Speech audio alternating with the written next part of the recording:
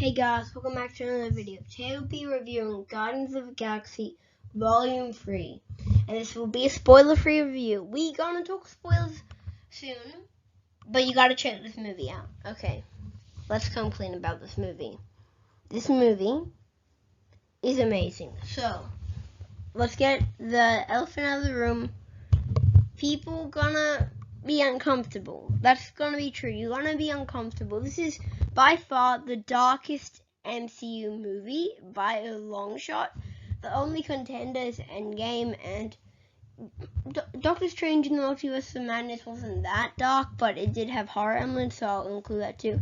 And Infinity War, this is by far topping that all. This movie is so dark. I don't even know if you're gonna feel comfortable in this movie because there's so many shots and stuff that you're just gonna really feel uncomfortable if you're a pet owner. This movie is rocket focused, which is super good and definitely benefits the MCU because this movie gives Rocket so much attention and is just so sad to see what he had to go through. This is one of the only movies, this is the only movie ever to make me tear up. I don't think I cried, tears didn't roll down my face, but I definitely had tears forming because this movie is pretty sad. Another thing, Drax, while people hate on him, he was really well done in this movie. They even address the bad stuff about Drax and make it look like it's a good thing. And I feel like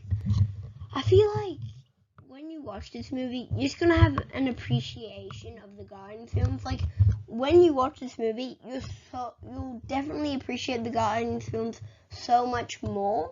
And there's so much Easter eggs that people in the theater will be like, wait, what? How did that happen? But then if you remember past this movie, oh yeah, that's what happened.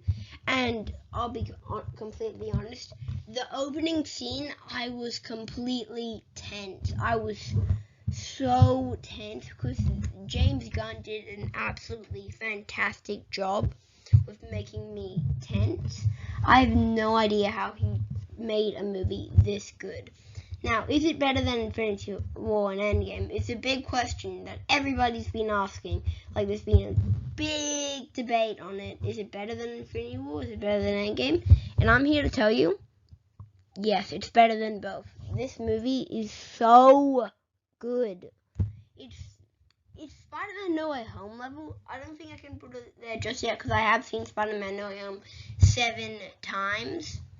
So, gonna have to wait Guardians, but it's definitely giving No Way Home a run for its money.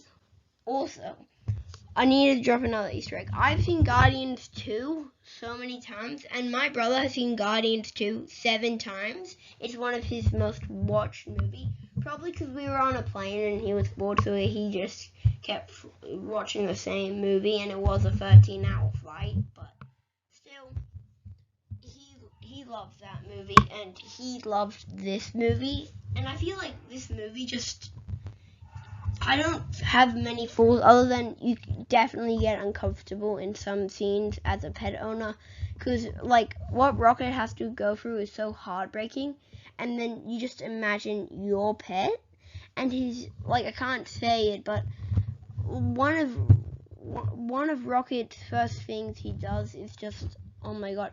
And there's a lot of things. Let's talk about the High Evolutionary. He is a top 5 MCU villain. You just want the guy to go down in a burning fire and have a smile. Because he is one of those villains that you just want to lose, which is, I feel like, isn't as common in the MCU. You just kind of don't care for the villain. You just want to see more of the hero, or you don't really want to watch the movie at all. But this movie, you want to watch the entire thing, and you want to see the bad guy lose. You really want to see the bad guy lose. Another thing I've been complaining is how underwhelming people have been complaining how underwhelming this movie was being. People were saying it was a little underwhelming. I think it had the perfect amount, because some aspects were a little underwhelming. We're going to talk about that in a bit, but definitely made up with it with the way they explained it, and these character arcs are resolved really good, and one of them is really funny. I can't say, but we'll say in the spoiler review. Also, let's talk about what I just said then. What is the most underwhelming aspect of the movie? Adam Warlock is supposed to be Marvel's most powerful character, and I feel like he isn't done, great in this movie. He's still amazing in this movie, and I just loved Adam Warlock, and the way they resolve his character is so good. And the end credits scenes are also really good. I forgot to mention there are 2 end credit scenes, but Adam Warlock, I thought, while a little underwhelming, definitely looks like to be the most powerful MCU character, because in the comics he practically is the most powerful MCU character. Not MCU, Marvel character. So yeah, definitely really good. Another thing that I thought was done pretty good was Lila. So if you haven't seen the trailers, there's an otter called Lila, which is Rocket's love interest. I can't really say, but you'll understand when you see the movie. But she's done really well. She's really caring for Rocket, and oh my god, she was great. She's definitely not she was great, but not on the extent of being memorable. She's kind of forgettable, but again, this movie will make you remember something.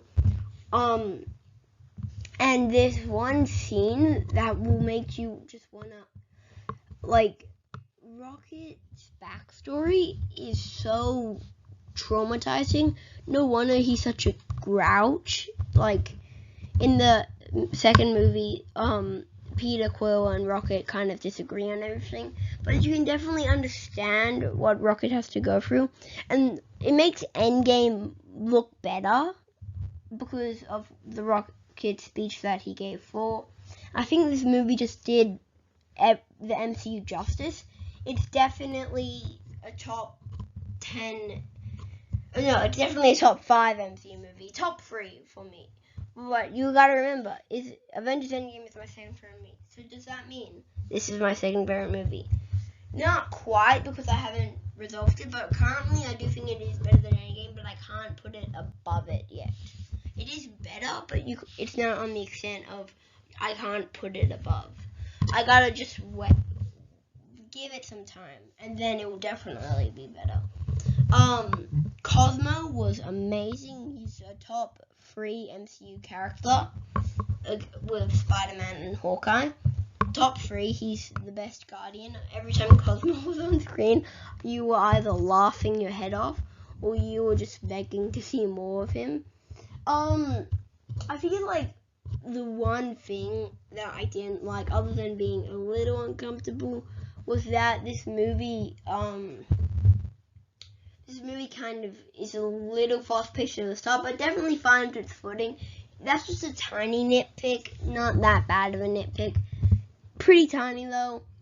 So yeah, this movie was great. Now for the score, I'm not gonna draw it in. I'm gonna, edit it in. So this movie, I'm gonna give it a 9.5 out of 10. I can't give it a 10 just yet because I feel like because the way that it tackles some stuff, it's very uncomfortable, but it feels like it needs to be uncomfortable. Guardians of the Galaxy is the best movie since No Way Home and Endgame. Please check it out. And yeah, I'm gonna end the video off. See Guardians 3 now in theaters. And yeah, Jake out.